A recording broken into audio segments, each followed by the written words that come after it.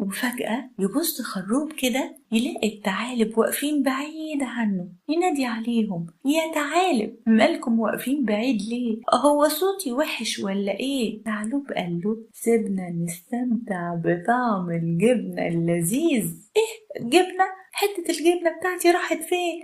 الجبنة دي بتاعتي، كانت بتاعتك ودلوقتي بقت بتاعتنا. الله، طعمها لذيذ قوي.